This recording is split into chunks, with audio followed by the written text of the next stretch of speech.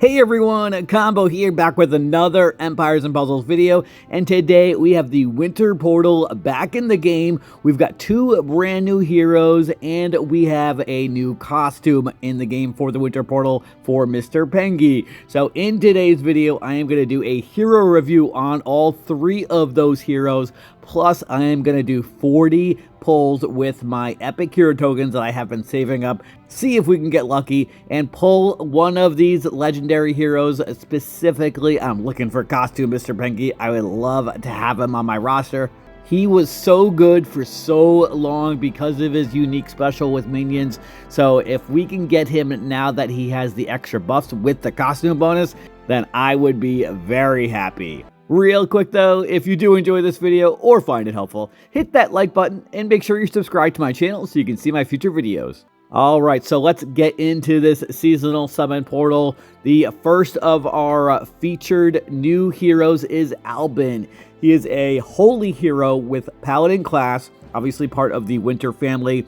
If we take a look at his base stats, he has 1122 individual power with 1108 attack, 1143 shield, and 2070 health. So obviously he's a brand new hero, has really good stats. The seasonal heroes are usually a little bit lower than the other brand new heroes that come out in the portals, but these stats are still considered to be good at this point in the game right now. If we take a look at his max stats when he is double limit broken with emblems, he has 1616 attack, 1555 shield, and 2800 health. He is slow mana speed, and for his special, he is going to deal 440% damage to all enemies. The duration of buffs is reset for all allies, and he will summon 2 elf minions for each ally with 10% health and 10% attack inherited from the caster. So pretty much all of the winter heroes get 1 elf minion for all of their allies. He is actually going to give 2 elf minions for all allies, so that's pretty cool.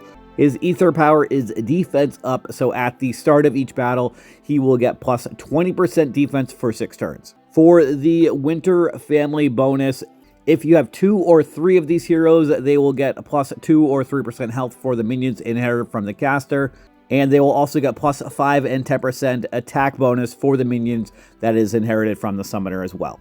They do get an event hero bonus in the Santa's Challenge event, which honestly is really not that big of a deal. Those challenge events are pretty easy anyway, so I wouldn't really consider Albin to be all that special. He's probably going to be relegated to Rush Tournament or Rush Wars only based on the fact that his special isn't that special, for lack of a better word. He's pretty much just strictly a damage dealer, and damage dealers are usually the quickest to get phased out with the power creep.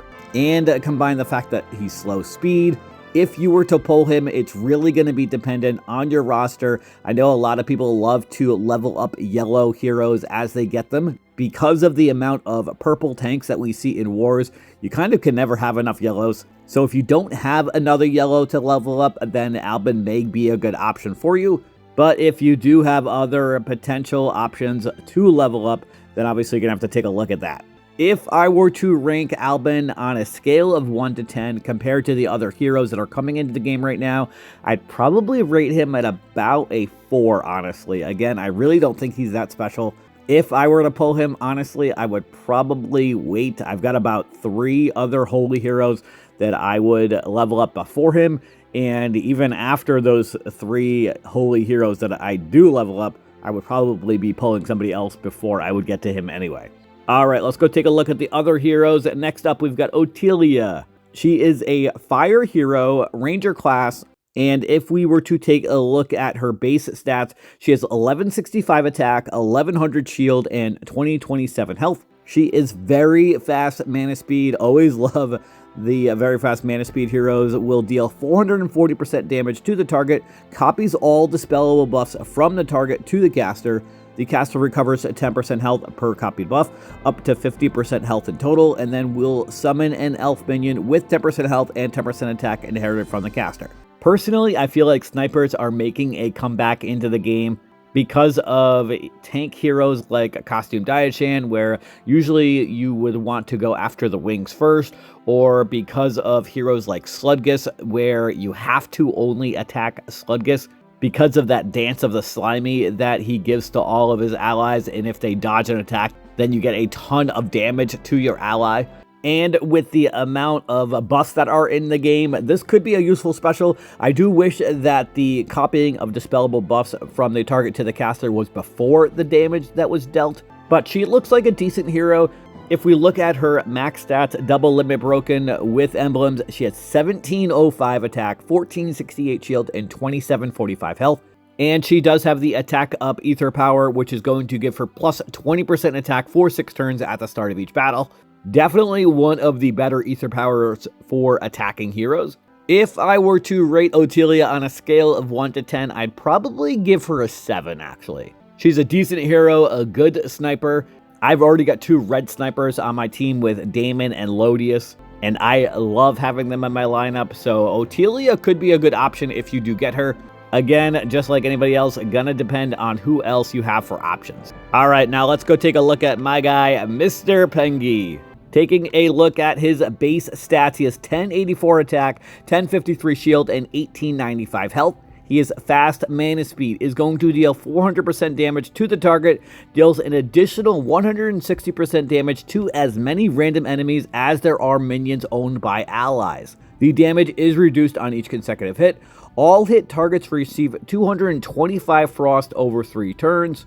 And he will summon an elf minion for the caster and nearby allies with 10% health and 10% attack inherited from the caster.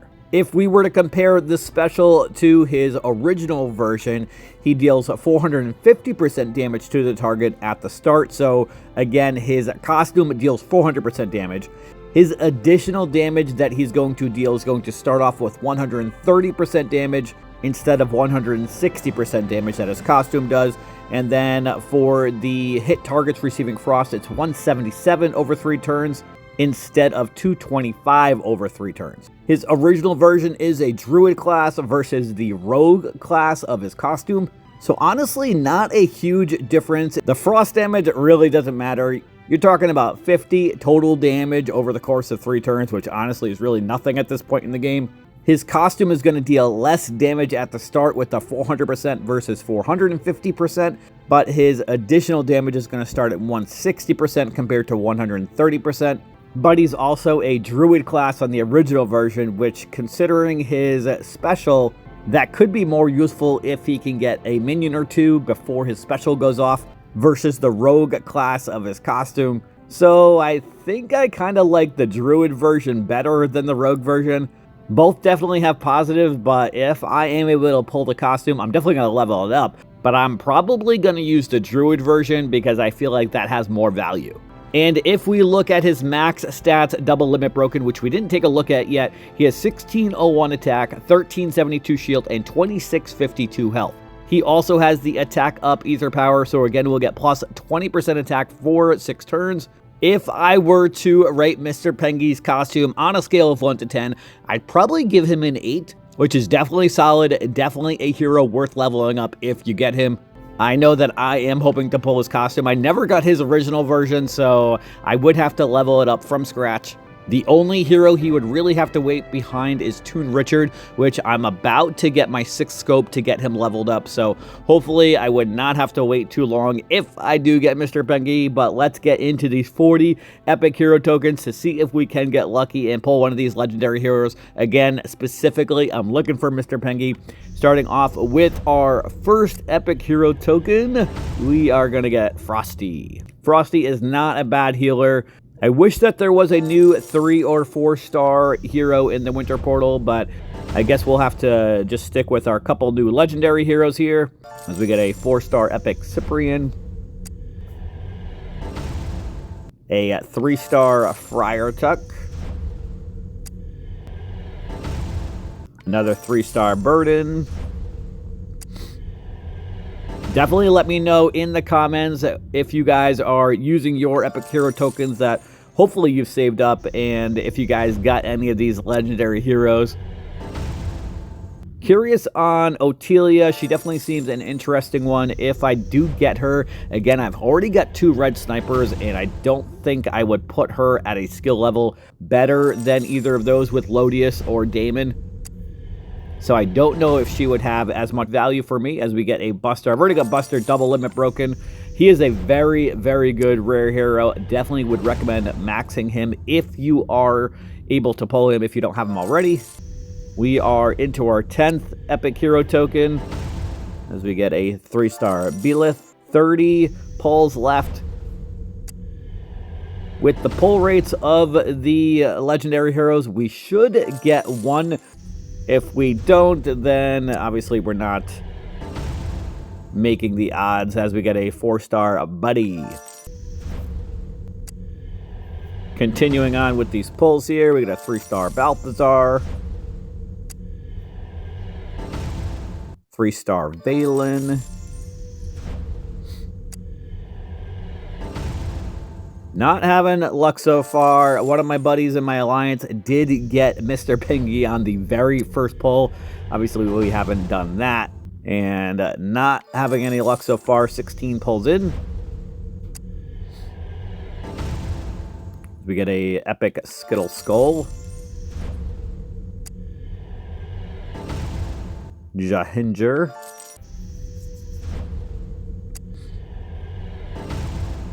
Another Buddy.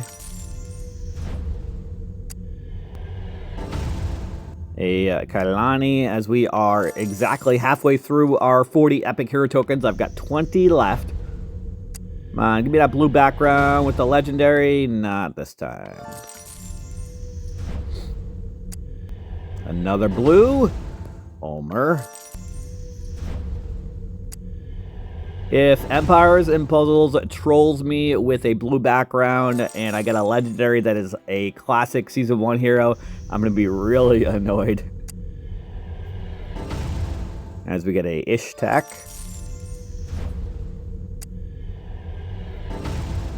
Another Buster. Not looking good. We've got 15 epic hero tokens left. Oberon. Trying to think if there's any other legendary heroes that I wouldn't mind pulling and leveling up. I know Cookie was a pretty decent one that came out last year, although his stats are probably not as good, obviously, compared to some of the new heroes that are coming out. So if I were to pull Cookie, I'd have to think about if I were going to level them up. So get a bonus draw, the Hero of the Month, Fiona. Okay.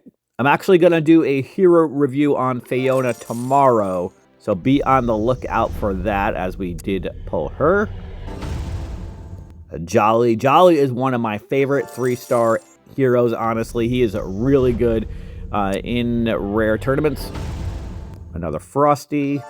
We've got 9 epic hero tokens left. We get a Balthazar. Tiberius. Renfeld.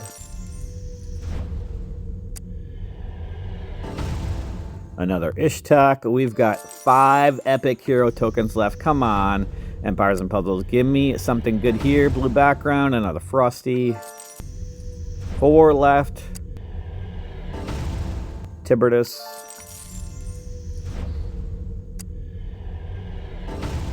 Khalil. We've got 2 pulls left, and then we are done, unfortunately, as we get a blue background, another Ulmer, and our last pull is going to be Cyprian. Not what I'm looking for. So if we look at the pull rates, you have a 0.3% chance of pulling a legendary seasonal hero, which is non-featured. For the legendary featured heroes, so the 3 that I just did hero reviews on, you have a 1.3% chance. Hopefully your luck is better than mine. Let me know in the comments what you guys were able to pull. But that is it for today's video. I hope you did enjoy it or found it helpful. And if you did, hit that like button, make sure you're subbed to my channel, and I'll catch you guys next time.